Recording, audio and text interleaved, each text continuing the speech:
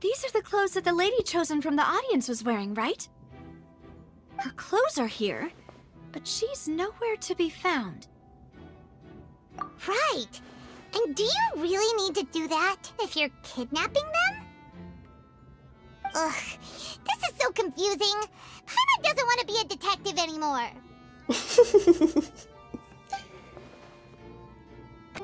What is this place? It seems someone could fit through here. Huh. Could this have been the suspect's escape route? Alone, perhaps. But if they had to pull another person with them, the space would be too narrow. But there are no other ways in or out of here. Oh, you're right! Let Paimon write that down. The floor is wet. Please be careful not to slip. An accident happened?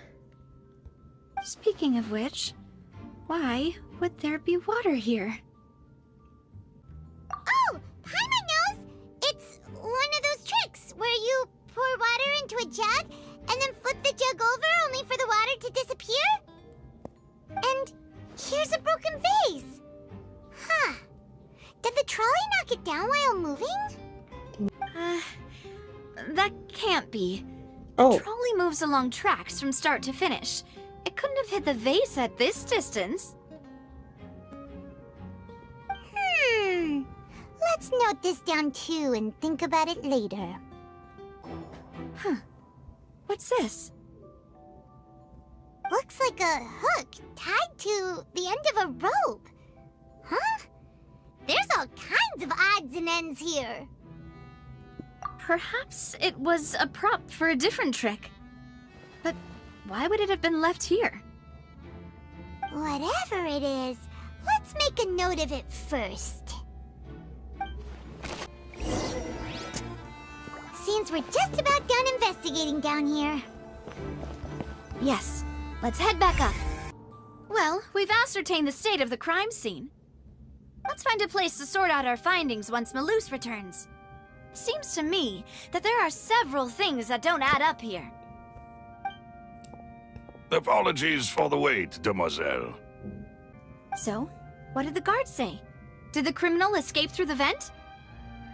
They believe the odds of that are very low, since the vent leads to the Opera House's basement. The guards have checked the area carefully. No one left through the basement during the performance or after the incident, and no one was found hiding there. Huh? That's strange. That's right. This is how a trial goes in the Opera House. During the proceedings, the Chief Justice and the Oratrice will hear statements from both sides. That's right. This is how indemnitium is produced. Oh. The statements from both sides, the defenses from attorneys, witness testimonies, and even the audience's emotions will all be projected on the Oratrice. Oh. Interesting. To put it simply, it's as if the Oratrice has its own will, and is a judge in its own right. This also precludes any kind of favoritism on the part of the Chief Justice. And not that this has ever happened anyway. Once both sides have finished speaking, the Chief Justice will make his final decision. This, too, will be used by the Oratrice as a reference. Then, finally, the Oratrice will be consulted by officials.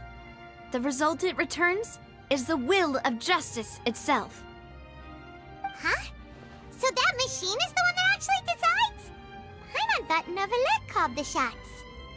In practice, there is very little difference. Both have always come to the same judgment, which is why people have great faith in the Chief Justice.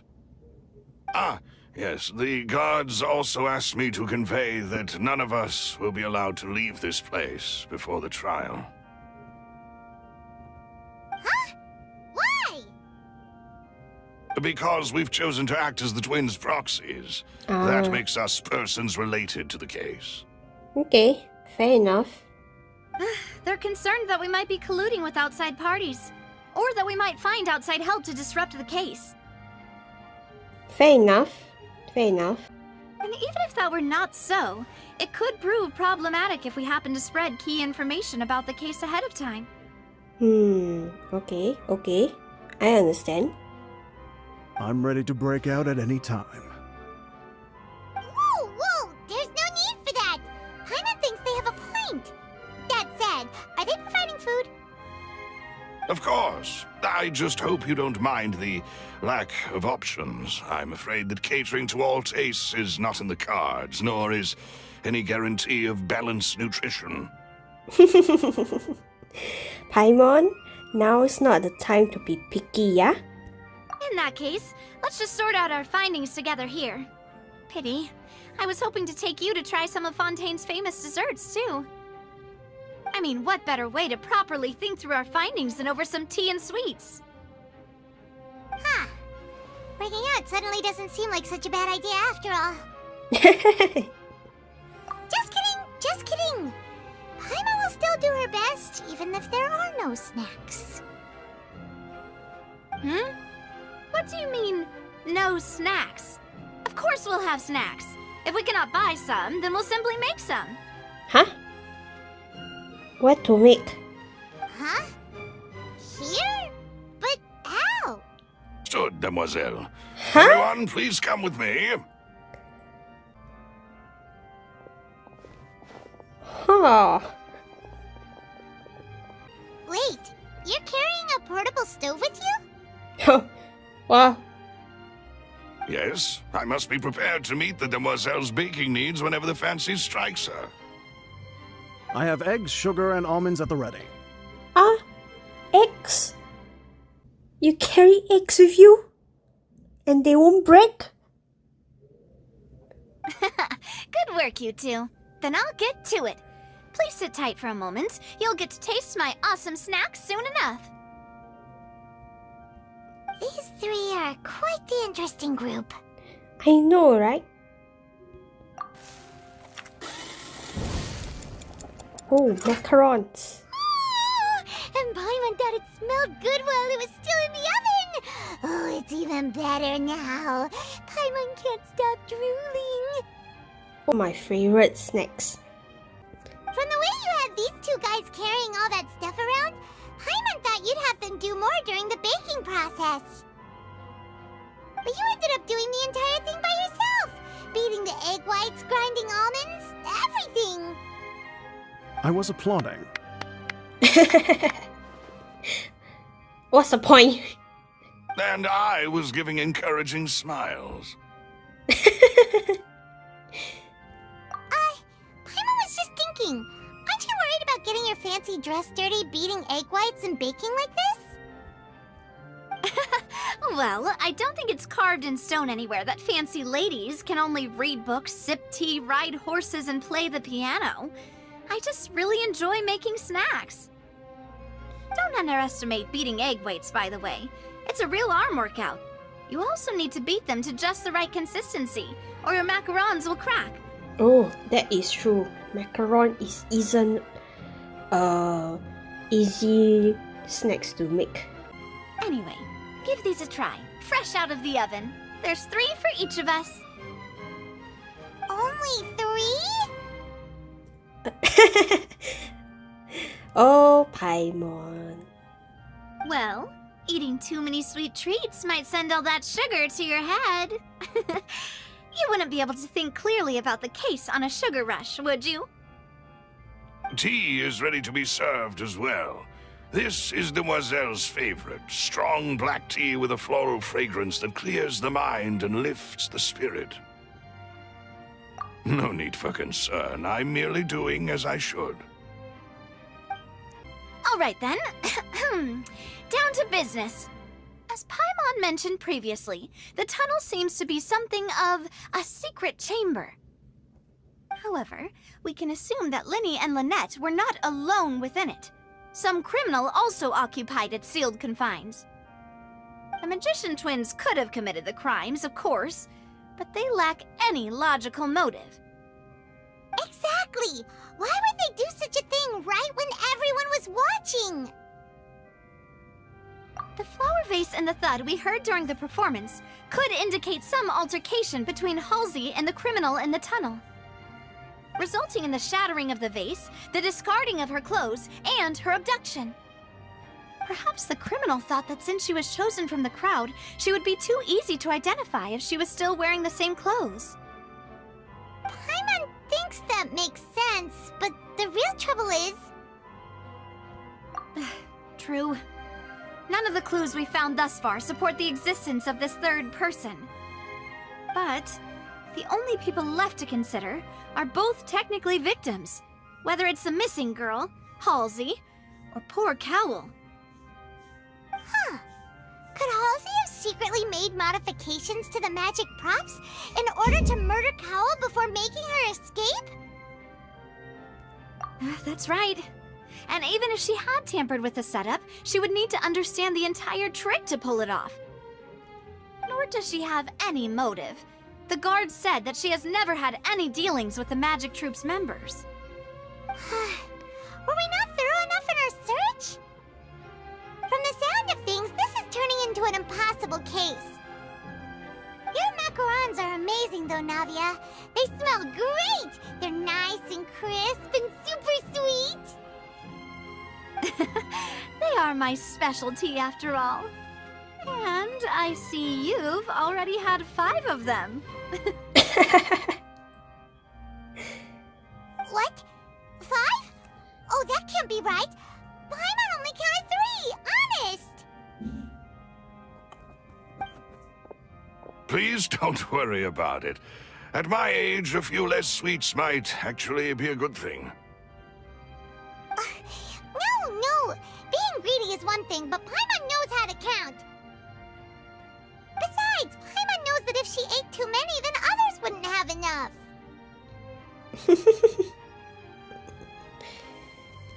Wait, even you don't believe Paimon? How could you?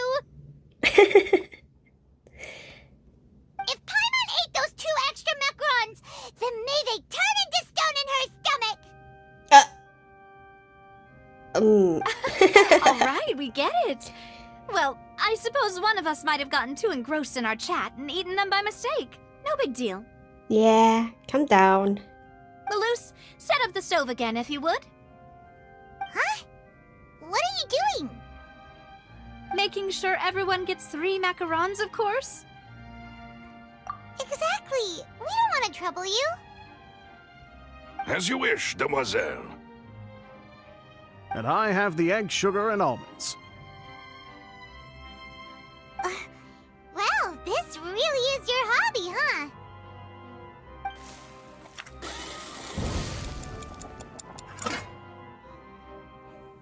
Well, that's it for snack time.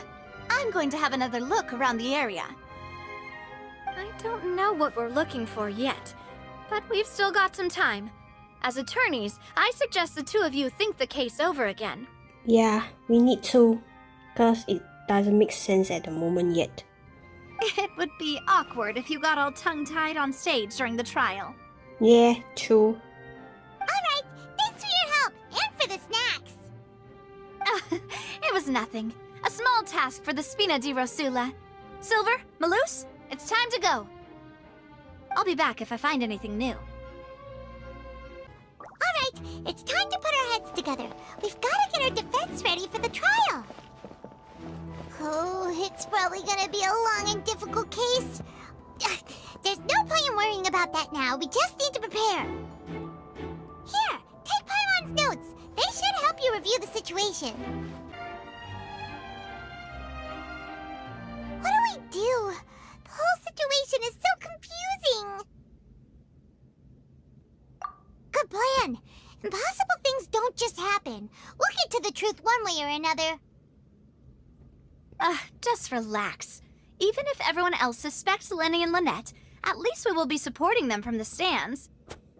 Besides, I doubt Furina understands any more about what happened than we do. Thanks, Navia. Well, we'll be going then. Best of luck to you.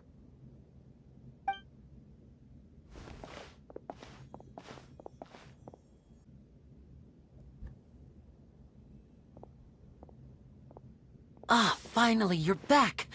Well, how did your investigation go? To be honest, you might be disappointed. No. We're already very grateful that you were willing to help. Well now, don't you all look disappointed. Don't tell me that your investigation came up empty-handed. That was to be expected, of course. The guilty can never produce proof of their innocence. But don't let that stop you. I shall be terribly disappointed should you, my most anticipated foe, concede so easily. Since both parties are present, I declare that the trial regarding the magic show incident is now in session. Firstly, in order for the audience to understand the causes and results of the incident, could we please have Mr. Lyney explain the trick? Yes, of course. I will explain while Lynette demonstrates on stage.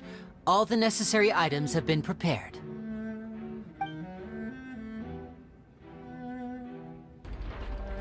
Thank you, Mr. Lyney.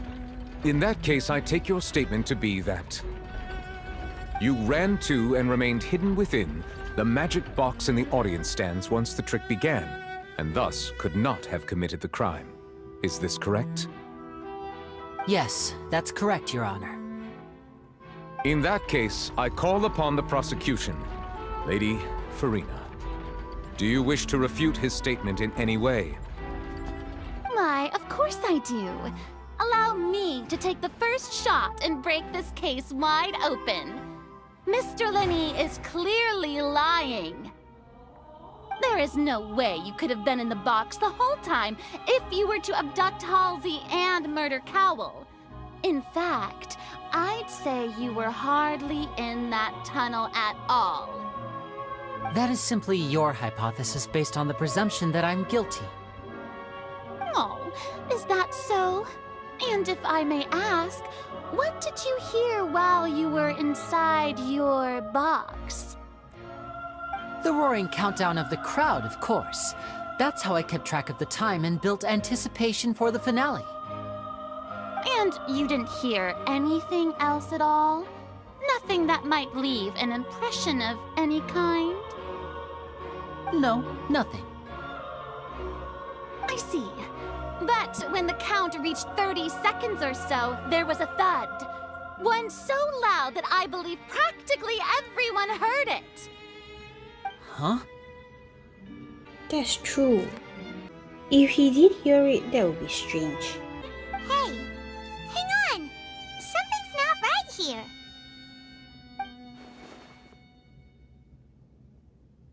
Yeah, I'm sure he could have heard a noise that loud from inside the box. I was right by the box and I definitely heard the thud.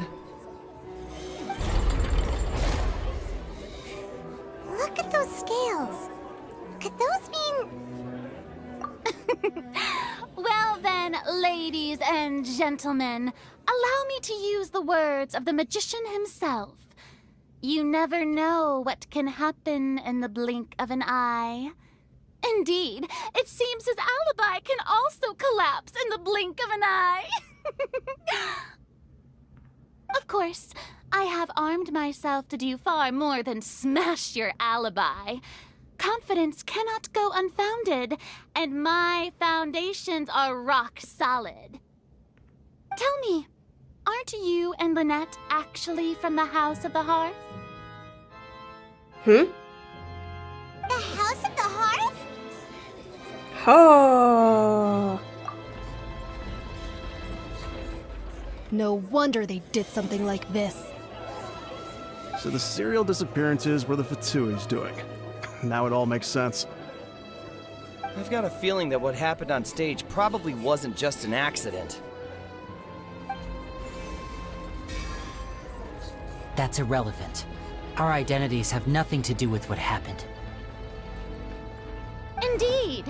Then perhaps you could tell us everything that happened during that 1 minute.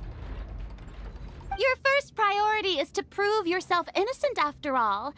I'm sure there is little that needs to be kept secret now. Unless your script already has holes in it. Oh. The Outlander is speechless. My, oh my, don't they look flabbergasted? Now comes the infighting and discord, I suppose. This was almost too easy. Oh, she revealed it on purpose. Cause she knew that we wouldn't know, and we didn't know. Good thing I made all those preparations. Seems the all-nighter I pulled last night is really paying off. Hey, Lyney! Why didn't you tell us this before?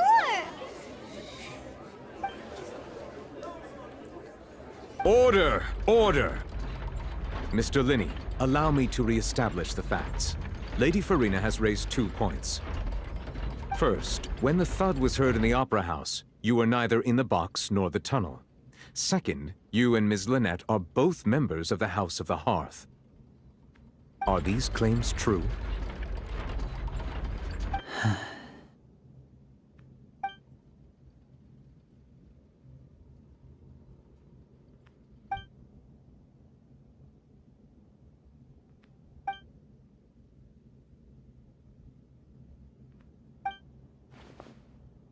Please answer my question, Mr. Lyney. I'm sorry. Yes, they're true, Your Honor. I knew it! Well, that's it. We might as well move on to the sentencing already. What should we do now? Granted. In that case, what is your request? Is that really necessary? They're already as good as guilty. The defendant deceived their own attorneys. What is there left to discuss? Order! Order, I say! Your request is reasonable, and we shall adjourn. This trial will reconvene in 1 hour. So you would stick to Mr. Lyney's defense even after knowing what you do now? You certainly have more professionalism than I thought. In that case, my dear audience, let's allow the joy of victory to steep for a little while longer.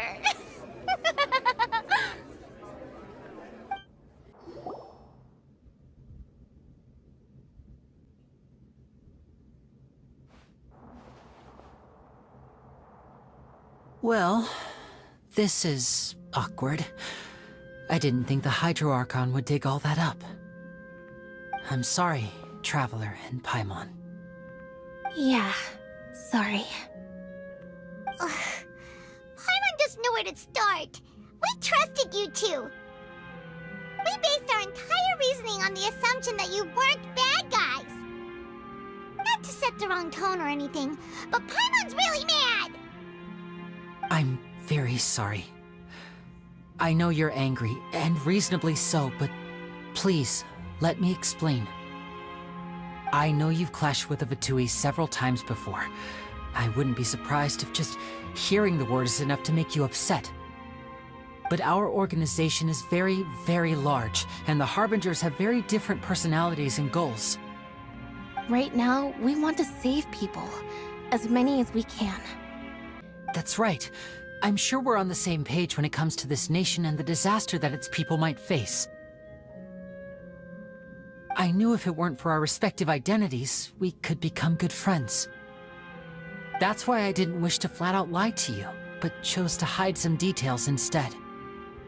The truth is very important, but being completely transparent about everything would see us spending more effort than we need to. But how can we know this isn't all just another lie? That's true. Right. So, you be the judge. Heck, if I were you, I fear that I'd even struggle to trust me at this point. You met a Fatus who works as a magician, a trickster by trade. All by coincidence, too.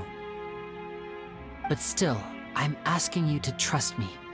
I am no criminal. At least, not in this case.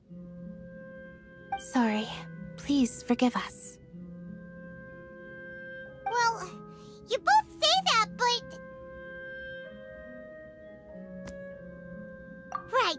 Let's hear your answer first, and no lies now!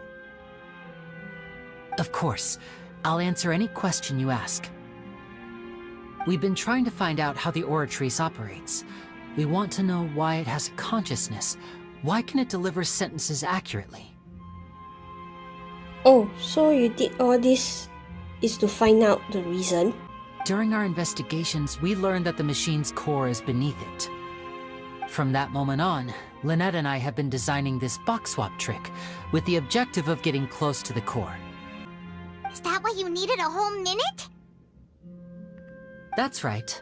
In truth, the audience would take about 75 seconds to count down from 60, while I would only need 15 to get to the opposite box.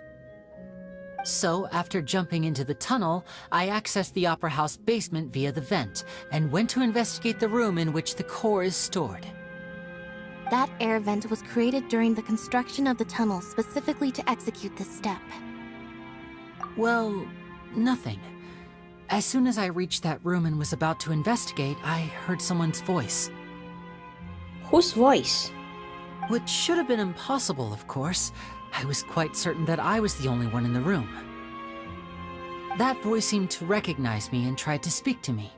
I chose to err on the side of caution and retreated the way I came. On the way back, I saw the broken vase and the clothes on the ground, but the countdown was almost finished, so there wasn't time to give it any thought. After that, the homicide occurred just as you saw. Well, that explains why you didn't hear the thud. Because of that prophecy I told you about, of course. We must know all we can about this nation's secrets in order to deal with that prophesized crisis. That's the only way we can save everyone. So, there you have it. The whole truth. I swear, I didn't hide anything from you this time. It was never my wish to proceed under this cloud of mistrust either. But like I said earlier, you can be the judge. If you want to leave because you don't trust the Fatui, there's nothing I can do to stop you. Well, Traveler, you decide. Paimon will follow your lead however you choose.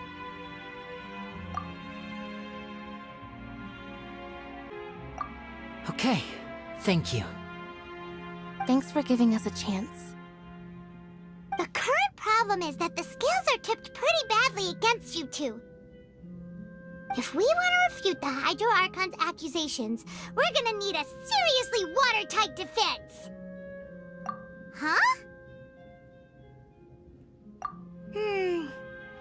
Oh, Paimon thinks she gets what you mean.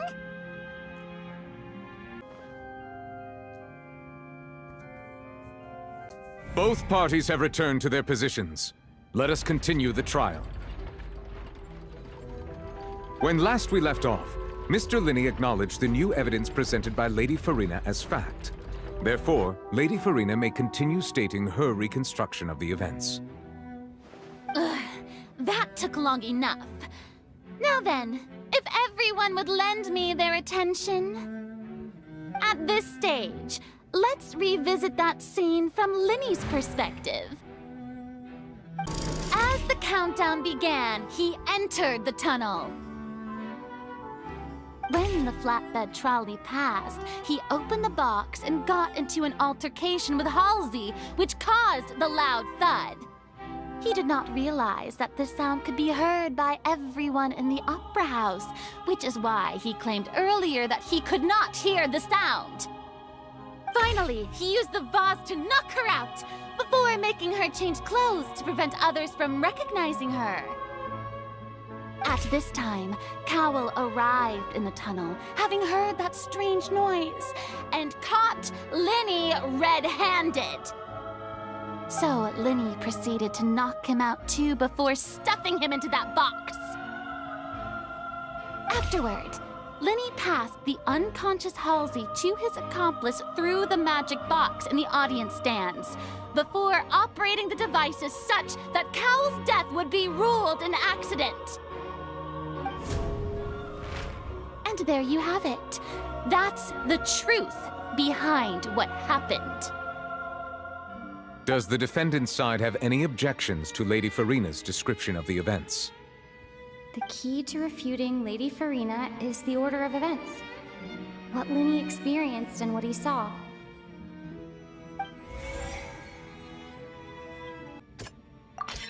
According to Lyney, he left via the vent after entering the tunnel. He couldn't have had that altercation with Halsey. Lyney went to the room that contains the Oratrice's core. This is the actual truth. Lyney did not take part in the underground altercation. He only witnessed traces of the aftermath. Attention! Ace Detective Paimon has something to say! When the countdown started, Lyney did indeed go into the tunnel. But he immediately used a vent to access the Opera House basement, which is where the underground core of the Oratrice is stored. Once he reached that area, he heard a voice in what should have been an empty room. Since he felt something was amiss, he returned immediately. The crime scene had already developed by the time he reached the tunnel again, and in order to complete the magic trick, he did not remain there for any length of time. Finally, he reached the surface, and that was when the accident happened from his point of view. Therefore, he's innocent!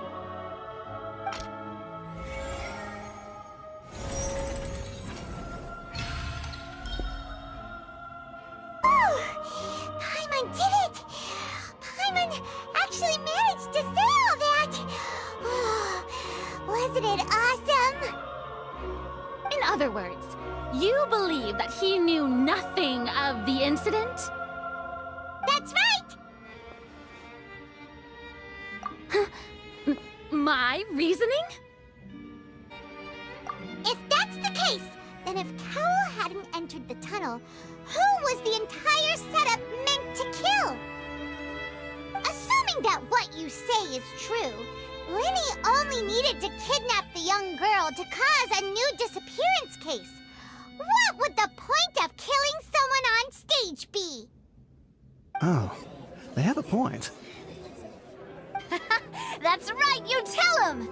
And that's why they're partners of mine. They've managed to turn things around. Oh, well, your denial is very strident, I'll give you that. But what proof do you have to back your claims? Of course I do. If he had been in the magic box the whole time, how could he have not heard that sound? Why do you ask? You're saying that he wasn't?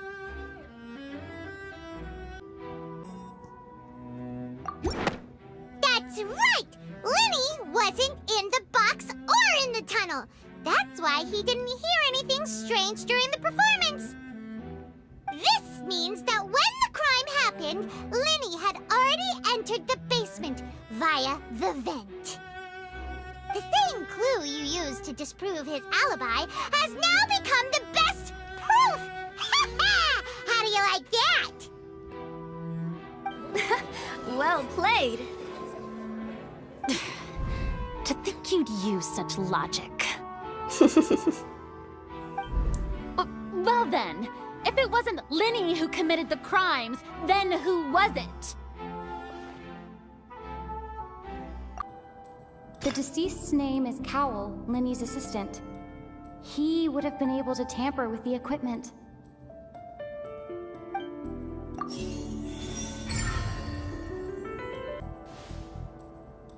Huh? That can't be right. Are you serious? The killer was, in fact, Cowell, the deceased! Oh, is that so? How interesting! Let's hear your reasoning then. What I must do next is recreate the truth.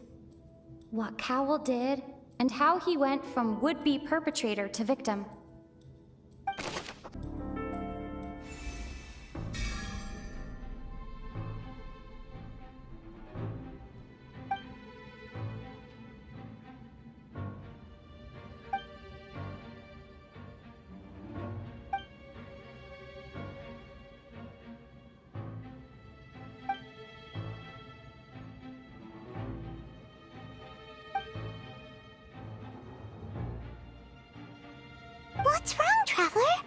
you still having trouble figuring things out?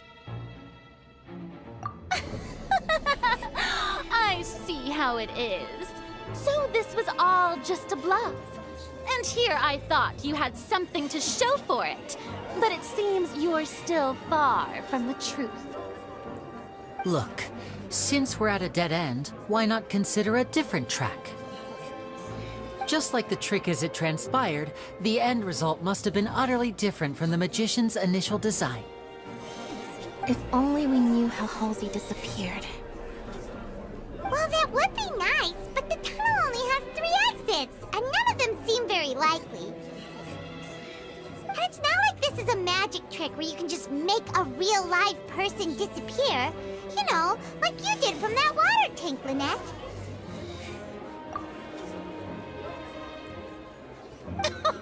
Excuse my interruption, Oh, dear the opponent. broken But do vase. you not see that the crowd is growing impatient? There is no greater sin in this opera house than an awkward delay in the performance.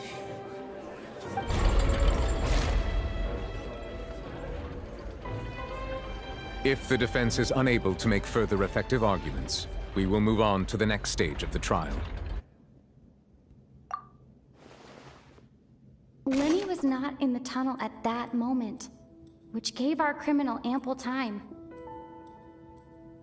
The sound we heard may have come from a clash between the missing Halsey and the criminal. The deceased's name is Cowell, Lyney's assistant. He would have been able to tamper with the equipment. The vase was not broken by chance.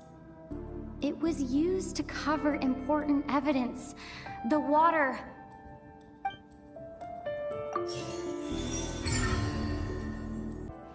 Oh, Paimon gets it!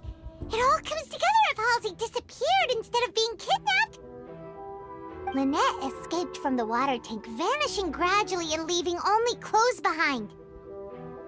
If there's a similar method where a person could be transformed into water...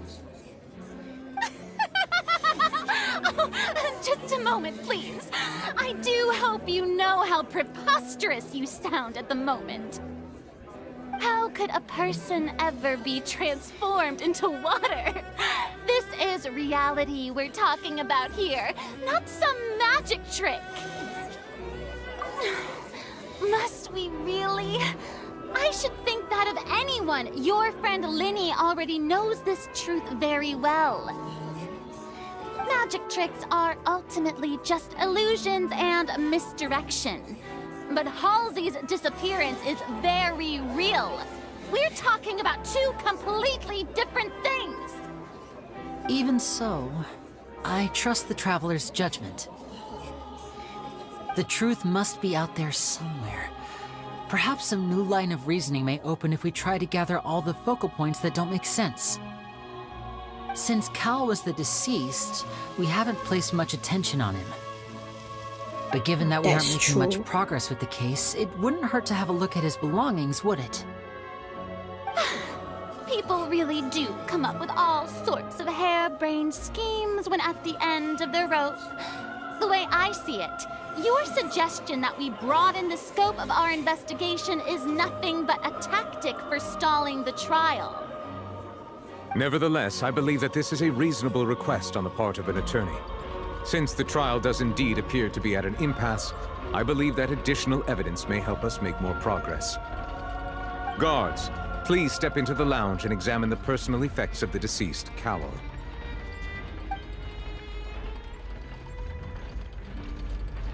We are still examining the items, but we have already made critical progress that we feel must be shared with everyone post-haste. We discovered several test tubes of fluid within Cowell's baggage, each labeled separately. The notebook in his backpack claims that these fluids are... water from the primordial sea. Oh. The primordial sea.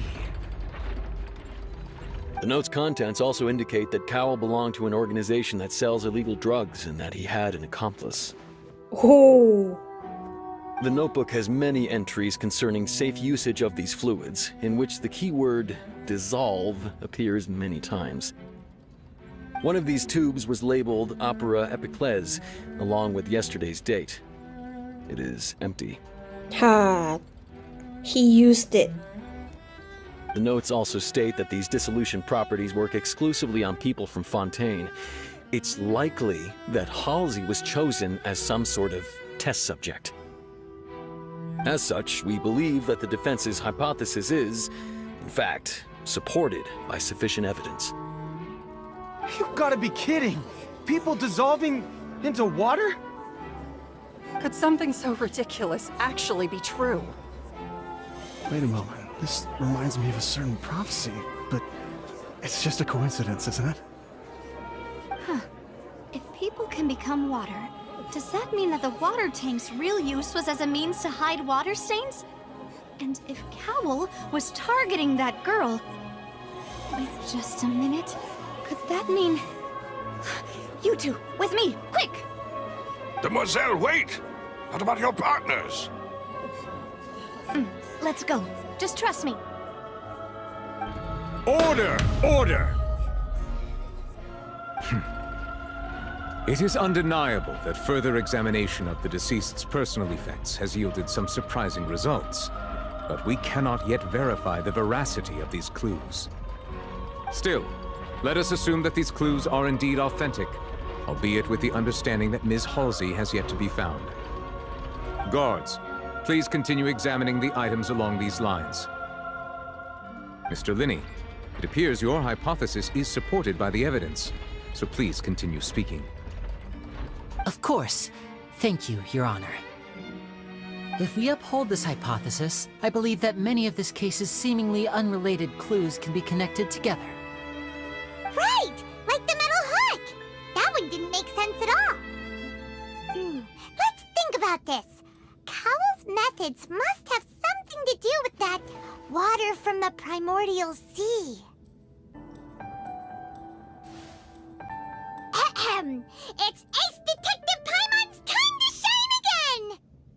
In the original plan, Cowl would tamper with the water tank rope and the number selector securing his target. When the magic box containing Halsey was lowered, the metal hook would retract gradually and pierce the balloon at the top of the box. When the balloon attached to the box popped, the water from the primordial seed inside it would pour down and dissolve Halsey. Afterward, Cowl would enter the tunnel and break the flower vase to conceal the water inside the tunnel, with the remaining evidence being covered up by the water tank on stage. But he encountered something unexpected in the tunnel, and wound up being fatally hit by the same water tank he meant to use to cover his tracks. Huh. That does make sense. That actually links together a lot of the more confusing pieces of evidence.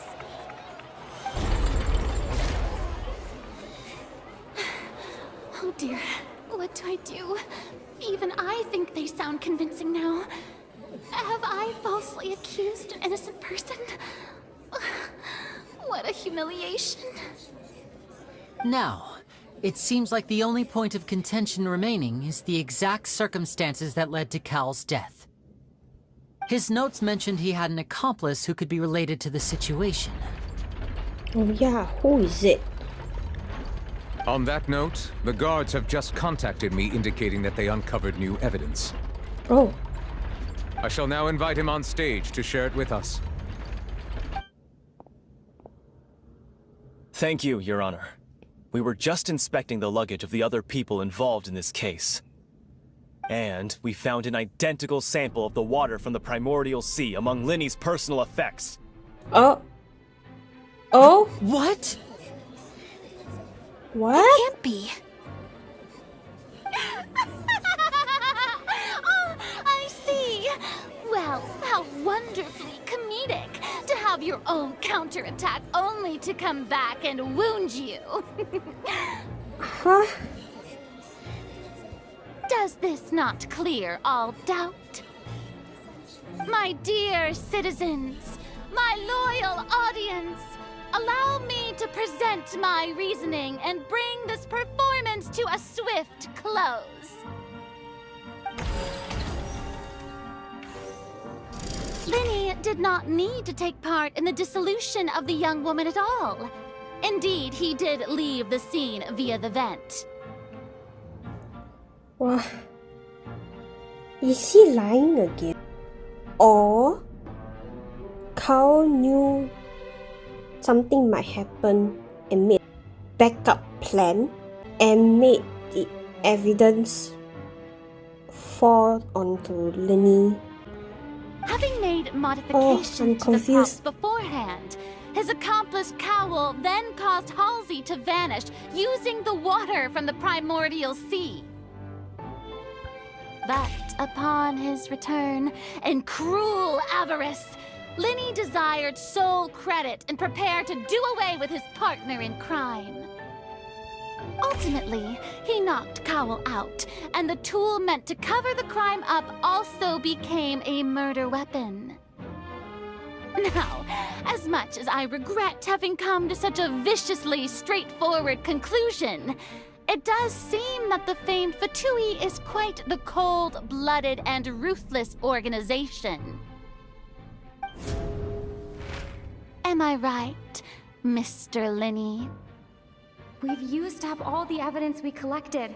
There's no way for us to make a rebuttal here. Oh shit. Is this the end of the road? Really?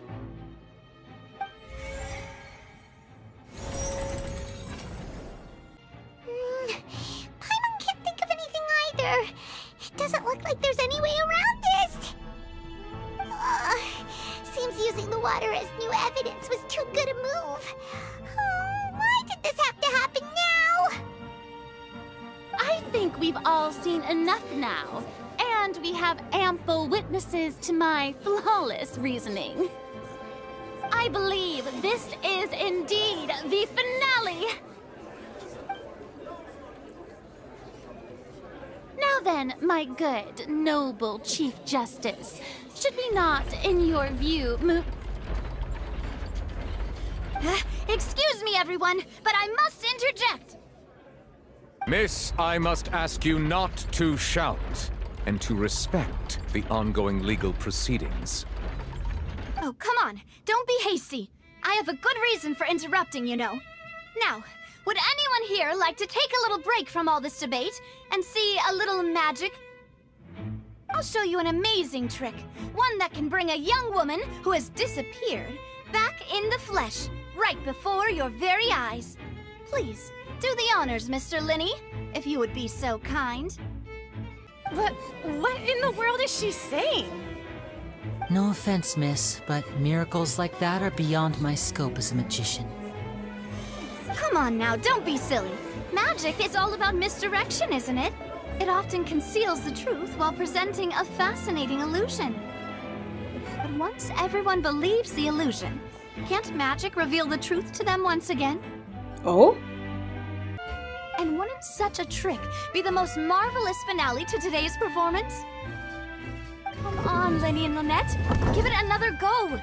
Don't worry. Spina di Rasula has made the necessary arrangements on your behalf.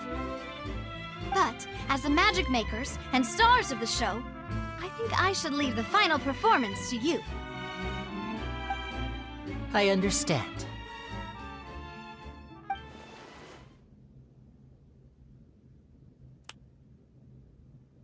And voila!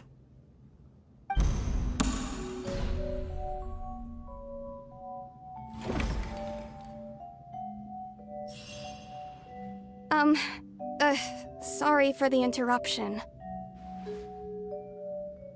Wait, isn't that Halsey? So the whole thing about people dissolving wasn't true after all? To be clear, I'm only here because this person told me that if I testified, the merit of doing so would lessen my sentence. I was hiding outside this room listening to the proceedings because I was afraid that I would be the one put on trial.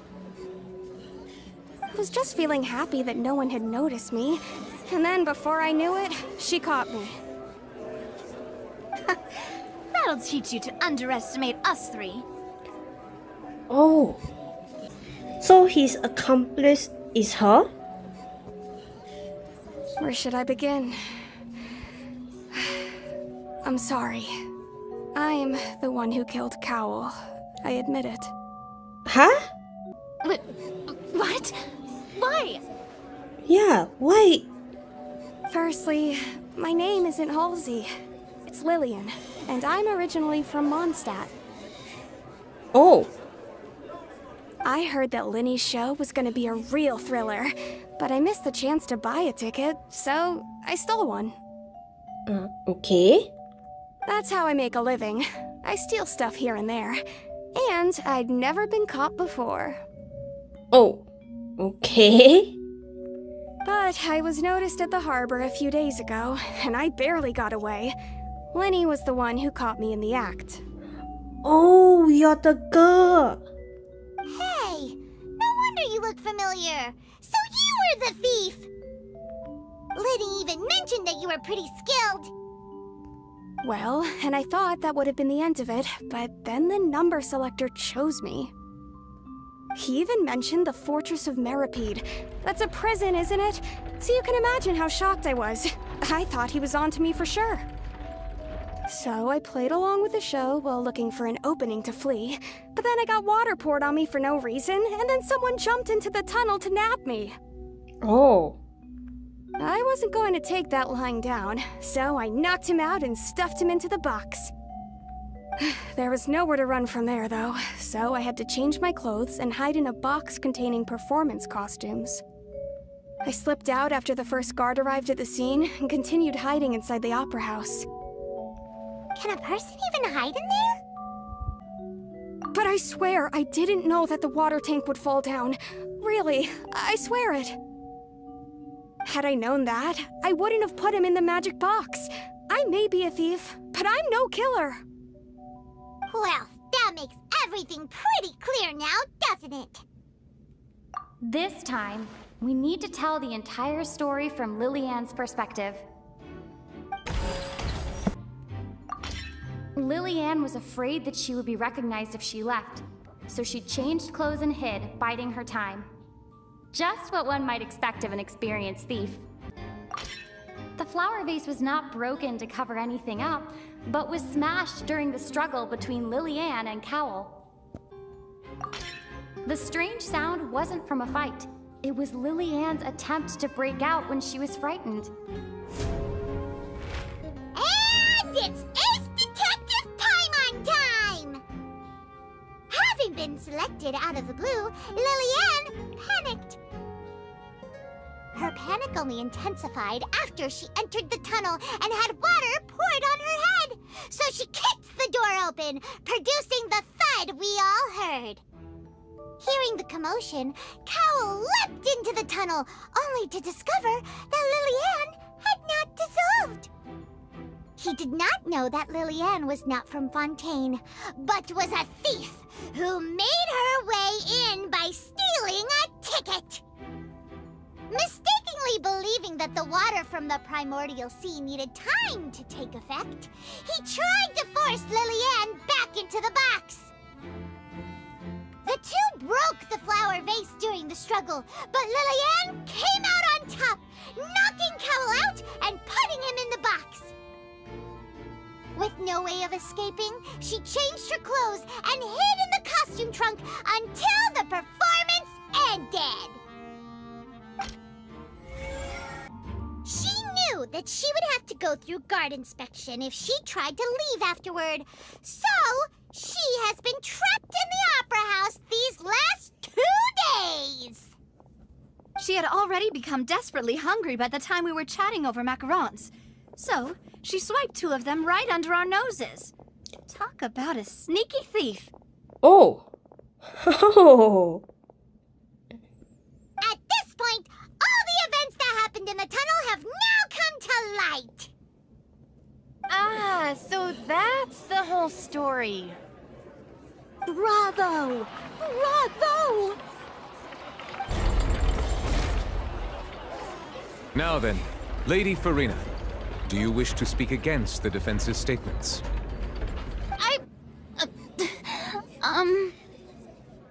Please answer the question, Lady Furina. Also, if I may add, the trial has not yet ended. As such, I request that the prosecution not leave the room before the proceedings have concluded. What? Are you reading my mind now?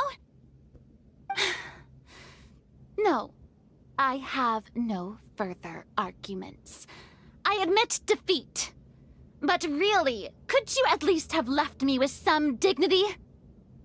Wow! Look at that! She's like a deflated balloon now! If there are no objections, then as the Chief Justice of Fontaine, I shall once again repeat the full sequence of events. The actual perpetrator of the serial disappearances, Cowell, selected his next victim from the audience reservation list. With some modifications to the selector, he could ensure that the pre-selected young woman would be chosen. To cover up any evidence while committing the deed, Cowell thought of allowing the water tank to fall, which would conceal the water left behind after the young woman was dissolved. He also tampered with the rope suspending the water tank, using the fireworks at the end of the performance to cause the tank to drop and hide the watermarks. He poured the water from the primordial sea into a balloon during the preparation of the magic box and stuck it to the box's lid. Finally, he passed the prepared hook on a rope through the gap in the magic box's door when bringing the young woman to said box. When the magic trick officially began, the box containing the woman was lowered into the tunnel, tightening the hook rope and bursting the balloon containing the water. If all had gone to plan, the young woman would be dissolved at this time. However, Lillian was not from Fontaine, and thus fled the box with a loud noise. Realizing that there was trouble, Cowell entered the tunnel and met Lillian. Thinking that the waters had not yet taken effect, he decided to proceed. However, his opponent was more capable than he thought, and he was overcome, knocked unconscious, and placed into the magic box, and thus became his own final victim. Lillian, according to her own statements, then changed clothes and hid until the performance ended, before hiding in other parts of the opera house. As for Lyney, he was in the underground structures within the opera house, and was thus ignorant of these happenings. From this reconstruction of events, we can conclude that Lyney, the accused, is in fact innocent.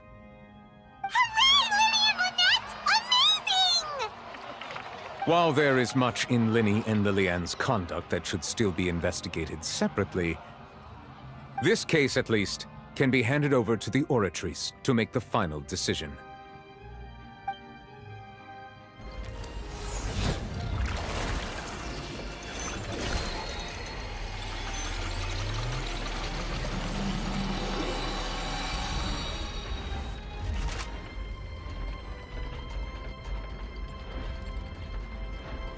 As such, Lyney and Lynette are officially declared not guilty.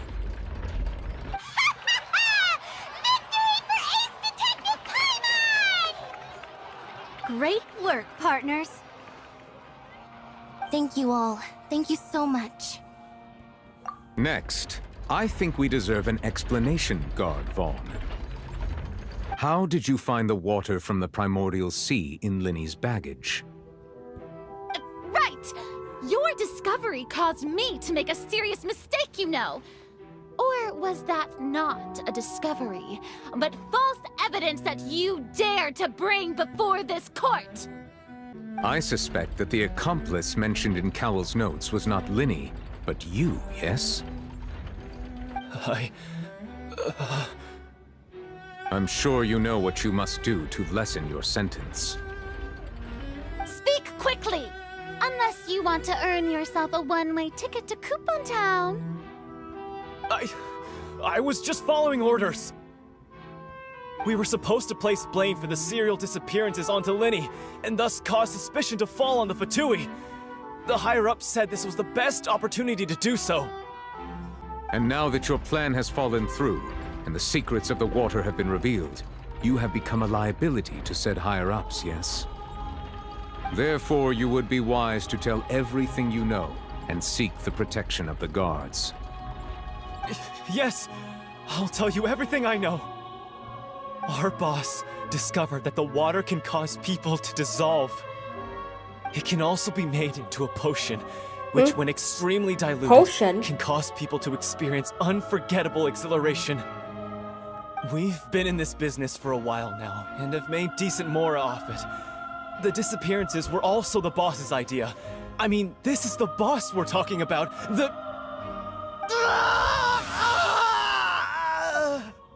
Oh.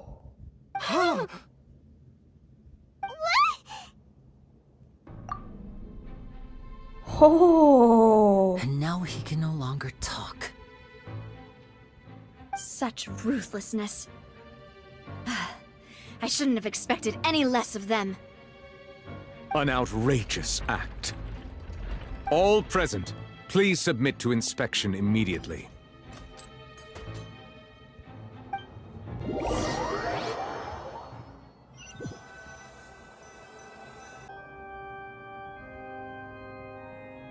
So, we're just going back now?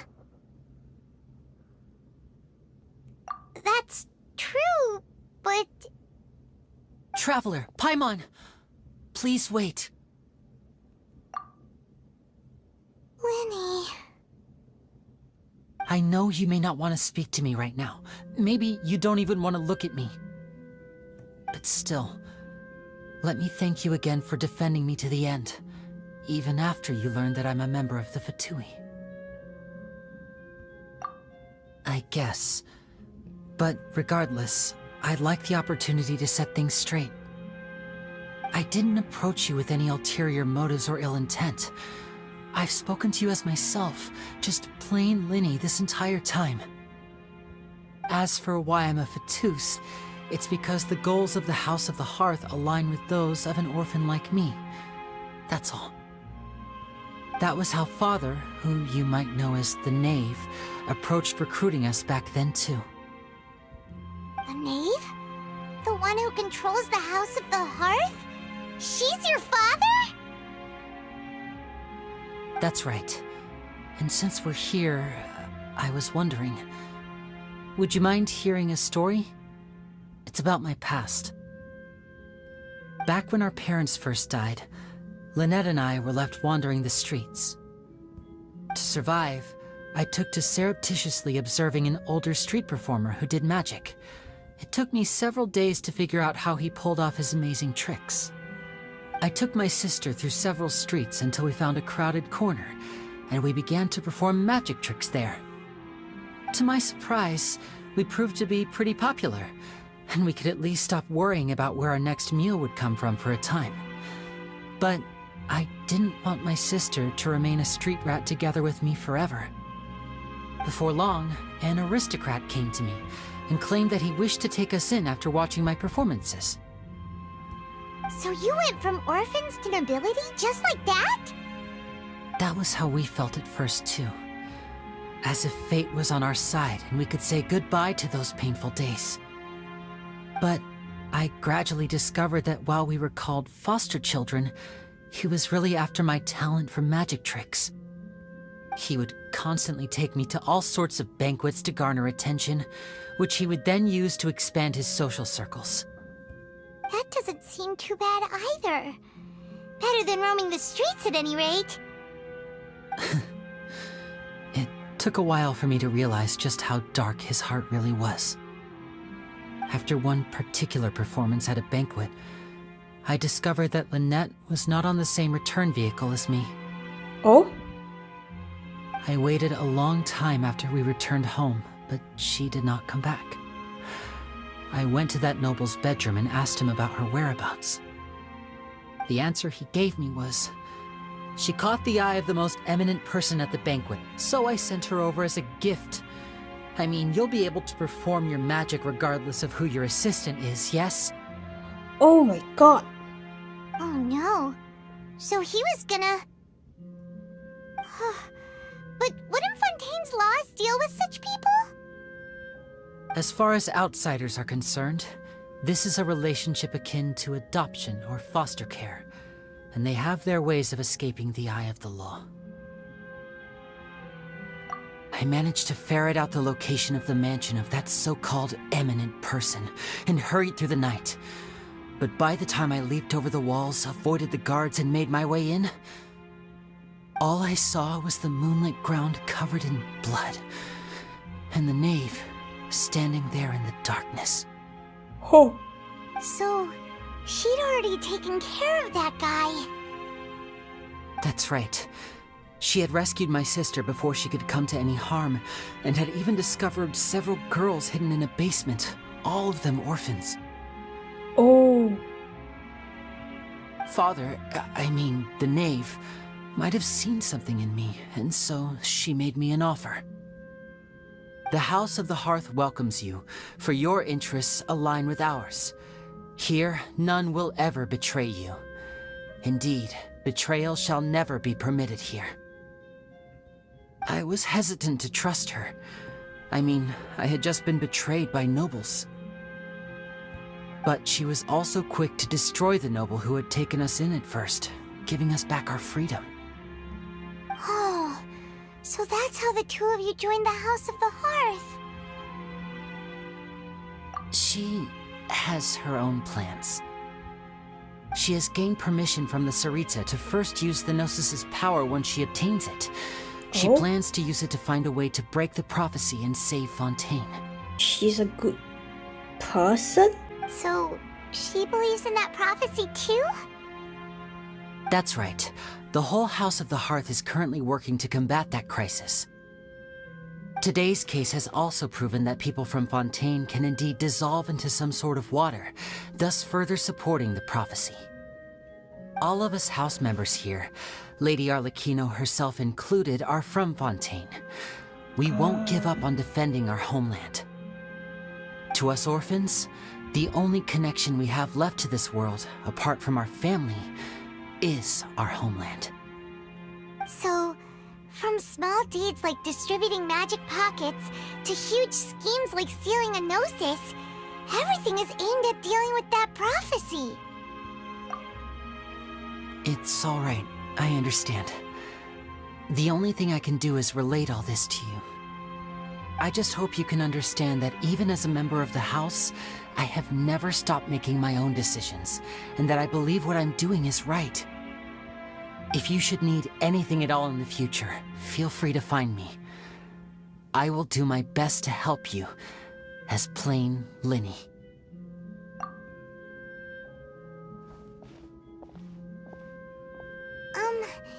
Bye, Lyney! You can't blame the traveler for acting the way he or she, depending on who your traveler is, to act this way towards the twins.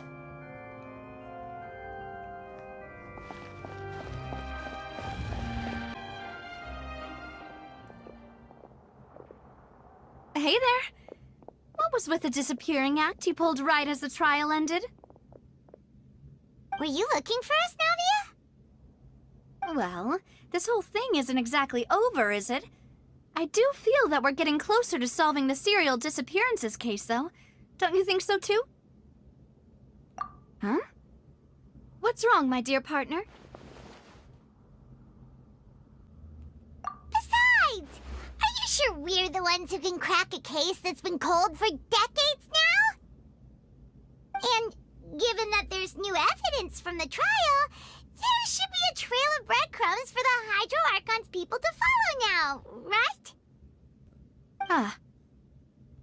I see. Well, I won't lie. I'm a little shocked to hear that from you.